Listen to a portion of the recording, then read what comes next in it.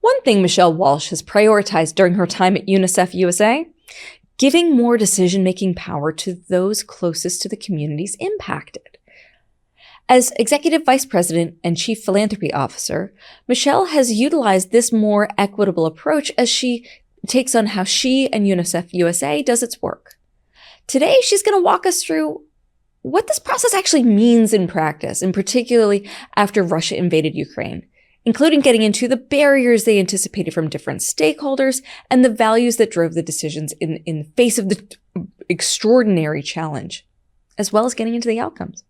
I'm Dr. Kathleen McInnis, and this is Smart Women, Smart Power. This is Smart Women, Smart Power, a podcast that features conversations with some of the world's most powerful women.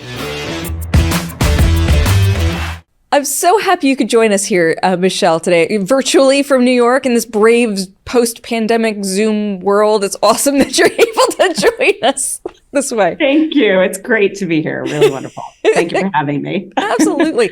So as Smart Women, Smart Power listeners know, we love to get into, just kick things off. How did you get into this field? What drew you into the work of international relations and development and UNICEF specifically? Well, I think like most people, right, there's a moment or a series of moments in your formative years where you realize the world is much broader than your own sort of immediate experience, whether that's your family or your community or whatever that is. For me, high school was definitely a series of moments in that journey where I was at a pretty academically intense high school. Yeah. Came from a family of educators, so that was definitely the hard push. But I think there were such a diverse student body and a group of friends, over time, and the people that you interact with that had just wide variety of lived experience, socioeconomic, racial backgrounds that you I at least had a reflective moment of oh, this is much bigger. The world is much bigger. Mm-hmm. And so, I don't know that I did anything particularly with that other than live my high school life. Yeah. Went to college and went to school for engineering, which was my math brain, which I still, I think, tap into on most days in my happy place. But as I went to college, I think sitting in some of those, soil mechanics or open channel water flow, whatever those courses were, was really struggling to connect that with purpose. And so I just sort of picked up my head and really connected with the local community, and was particularly moved with a woman that I ended up sort of through chance, I think, in a volunteering moment, exposure to foster care. Oh, interesting. So where was this, by the way? Where were you going to college? Yeah, I went to school, Wash U in St. Louis. And so, the immediate area around is a pretty nice suburb, and people were volunteering and doing all sorts of things. And I remember driving around with my New York plates and my old Honda and figuring out what is this town, what's going on here? And just, I don't even know candidly, how I found her, but this woman who ran a home for perinatally exposed infants and children just really touched me, and the power of one person and still looking at something in a much bigger way. And I met some incredible children also whose lives were, shaped, I think, by their own circumstance, right? That they hadn't chosen or been a part of, but their lives had been impacted in a positive way by someone who chose to do something. Yeah. And so I think the theme for me that I've really carried through is this balance of really the deep value of one person, one child, or the importance of a simple act that someone can take that really builds humanity, but also there's systemic big stuff, right, going on here. And so I finished my, engineering degree and made sure that if I was ever broke, I could earn a living.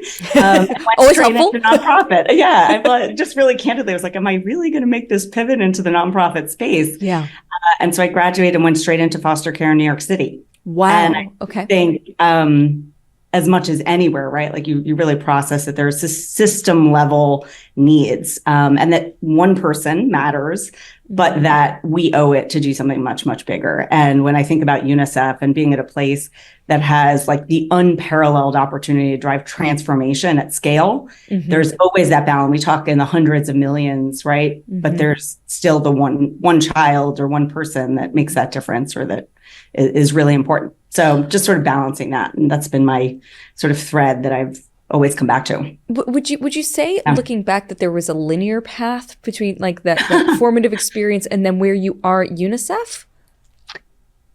I don't know that I ever could have drawn it if I had started. And I think some of the culture of engineering probably made me pivot a little bit. I don't think it was linear. I think there were sort of a series of awakening is an overstatement, but a series of moments where you realize the next step or the next directional piece. And so I went into more public policy spaces and kept thinking about like, what's my value add here? What's not duplicative? And so continuing to bring that sort of problem solving, big picture thinking alongside sort of the appreciation for really technical expertise.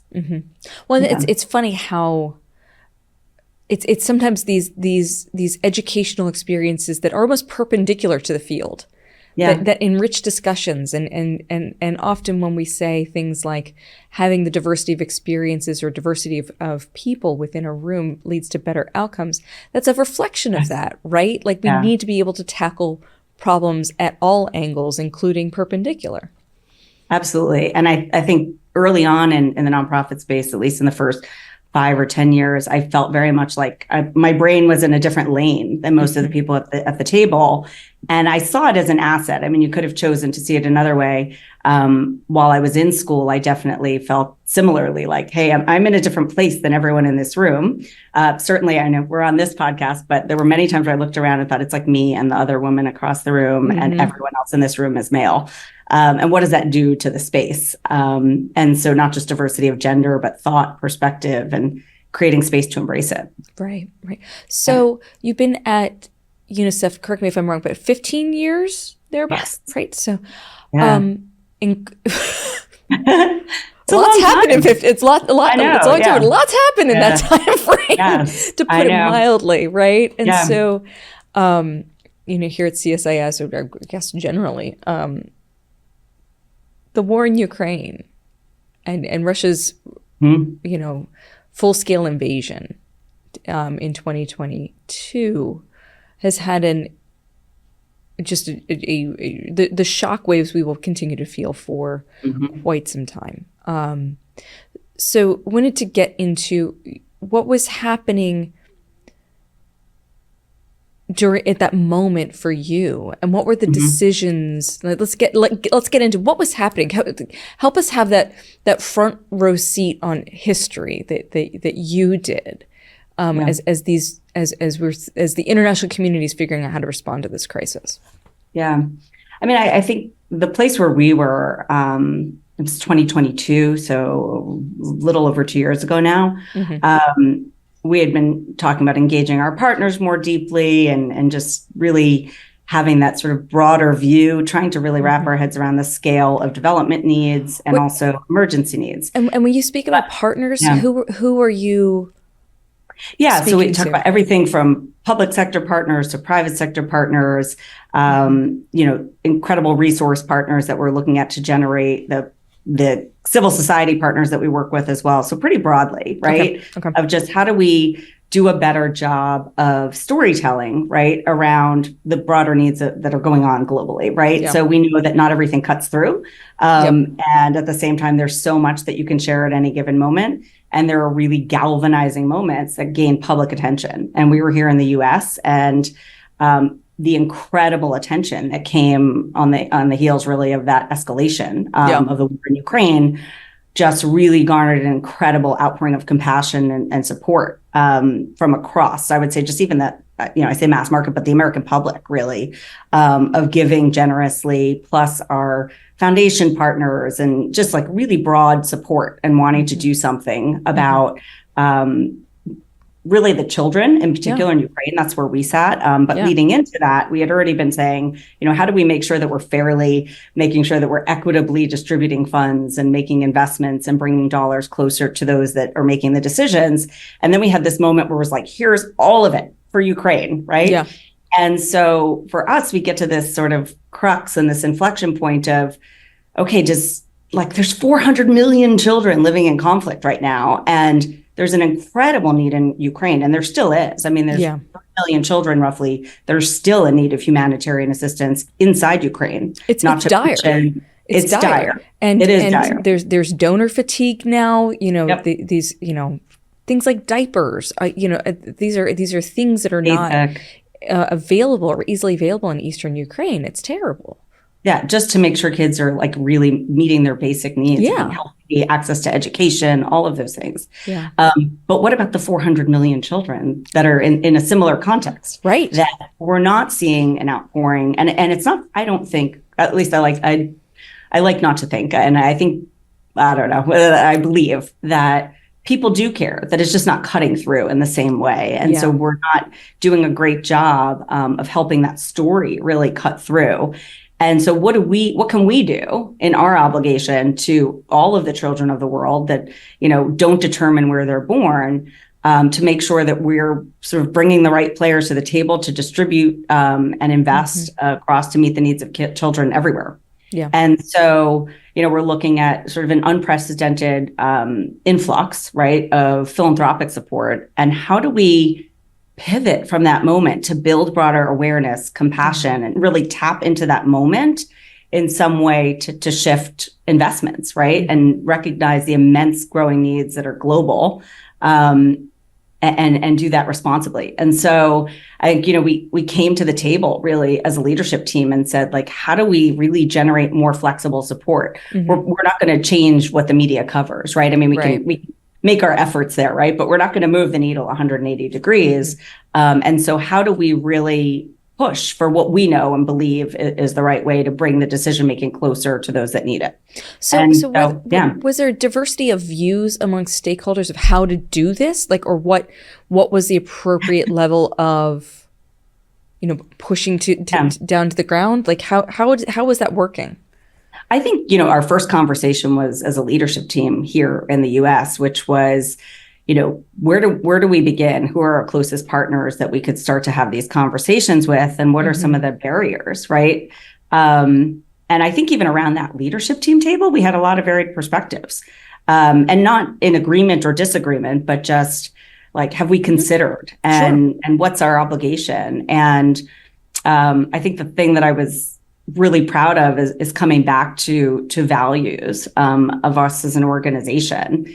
And so to get to that point of what is our obligation and how do we get from point A to B responsibly without, the real fear, right, is are you going to sort of reduce the overall funding that you're able to generate for such urgent needs? Right. And so we know that we have an obligation to drive as much as possible. But if we're driving towards one thing without another, how do we do that? So, what is sort of a bit of a digression, but I'd be very curious your view. What's the challenge or the crisis that you are worried about that you wish that the rest of the world understood better?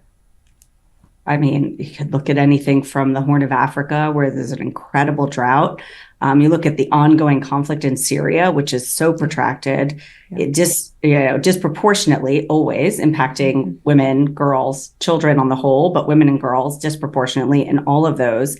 And so again, there's so many contexts that I would say my hope, though, is that we inspire the broader compassion, but that we don't say, okay, great, let's redirect all our funds to the Horn of Africa. Right. That we have flexibility to say tomorrow something could change and we need to be ready to respond and to meet those needs.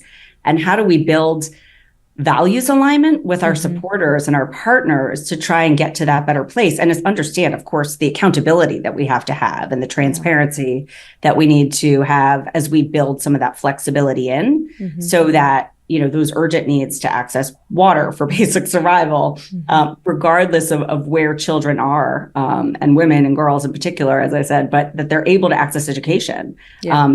The link between the development needs Yeah. and emergency needs are not insignificant, and our ability to deliver on emergency needs is also linked to our development work, right? So if we are in country, the way that manifests in an emergency is incredibly more effective, and there's so much more resilience if we're doing some of that ongoing work as well. And so I think it's, how do we build some of the broader alignment on what we're trying to accomplish, so that we really are working with partners that share our values. And so trying to seek that a little bit differently as part of the crux of just really functionally and tactically how you do that. Well, and I'm reminded of some of the problems that we've seen in other conflict zones, which is that a number of different, government actors, private sector actors, non-governmental organizations, everybody tries to do the right thing, usually according to their mandate, and everybody agrees the mandates are great things, but it ends up often being a stovepiped kind of effort, right? What we need to do is be able to bring it together more. And there's different structural ideas that have been floated and implemented over the years, but bringing it together is incredibly difficult. Yeah, I think it's part of, what's kept me here for 15 years, as I think about the ways that we do, UNICEF's convening power in country and globally is just, it's incredible muscle. And so to bring all of the NGO partners around the table to say who's able to do what, and that basic coordination aspect with local community, with local NGOs, with global NGOs, right? And government, right? All in one place with a charge of really addressing the urgent needs of children, which, as we know, sort of addresses broader needs as well. Yeah. So to me, that convening power, is so critically important. And there are other entities that are looking at the political aspects of it, but our charge is very clear, which is just doing what is in the best interest of children to realize their rights, to be healthy, educated, protected, and respected, at risk of a tagline, but, really making sure that we're doing what's in their best interests. Well, and it's also in the best interest of the international community. Absolutely. Yeah. But it makes it a clear driver, is what Absolutely. I would say. Of as you think about, public support, not public sector, but public support. Sure. Just really wanting to know that there's not a political aspect to their personal philanthropic investments, but then at the same time appreciating the political dynamics. They're not irrelevant, but more that our charge is sort of separate from whatever those political navigations are. Yeah. So do you believe that your gender as a woman has had an impact on how you've approached this set of problems? And if so, why? And if not, why not? Well, number one, I don't know if I'd be sitting here right now if I wasn't a woman. I think I probably would have stayed the engineering path and felt maybe part of that community in a different way. And I think that we have come together, the values as a series of spaces as a woman to get to this different type of decision making, right? Of sharing the gathering input and bringing people to the table, as opposed to sort of making a decision, which tends to be, I think, maybe more typically male, but let's not, point that finger for a moment.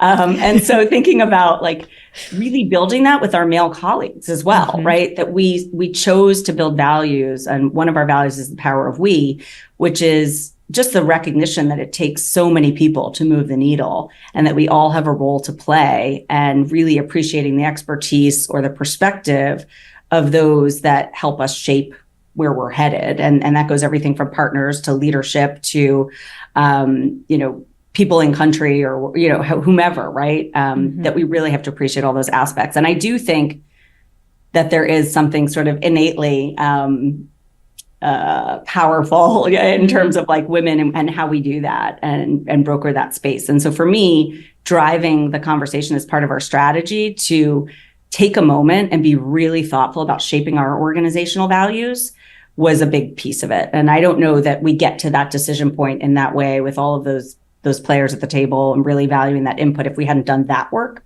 before. And so it's probably a different moment that we did some of that work, and that I think being a woman was relevant in shaping that arc to get to a place where we were operating in the way that we were. And listen, I mean, there's some of my male colleagues are, unbelievable. And I think it's part of why, I've also, another reason why I've been here for so long is really sort of building this collective at our leadership team that feels really respectful and valued, right? Valued is overusing, but in terms of like us coming together and really appreciating one another in that way. And just something I was really hoping to share just on our internal mechanisms. I've had 3 children here, 3 daughters, while I've in my 15 years at UNICEF USA. And the first time I went out on leave, actually, realized that we didn't have a parental leave policy. Right. And I was about to go out as if I had broken my ankle, and disability and all of those other things. And I, in parallel, about a month earlier, had gotten UNICEF's global report on maternal health and recommendations. And I just thought, like, how are we not aligned? Yeah. We have to be aligned here. And I found myself answering donors and partners who had said, like, oh, I'm sure you have a great leave, and thinking, okay, I have a responsibility here to address this. And, the nature of it is like to go in and to be angry and say, this is wrong, and I want to fight this. And here we are. And I also thought, like, I don't know that everybody is really thinking about this in the same way, and so going in sort of with the assumption of goodwill, but also like, hey, this is something we can do and really need to do for all of the reasons that we know and is so aligned to our mission.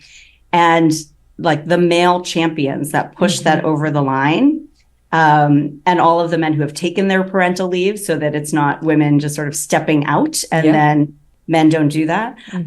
And so that whole balancing point of it, I think, just is indicative of sort of the culture that we've built that allows us to make decisions that I think are ultimately stronger in how we deliver results. So I don't, like, it's a little bit, like the weed, but I think it's just an example that helps illustrate where we've come to. Yeah. Well, exactly. I mean, because we're dealing with these global crises, and the term of art, which a lot of people make fun of, but I actually quite like it, polycrises, right? Like, I think it indicates something important. And on the one hand, these external crises. On the other hand, we have to build ourselves as a team in order to be able to effectively respond. It seems to me that the only real solution for grappling with all of this stuff is to, as you said, the power of we. We have to be able to bring our whole selves. We have to recognize the strengths that we all bring to the table.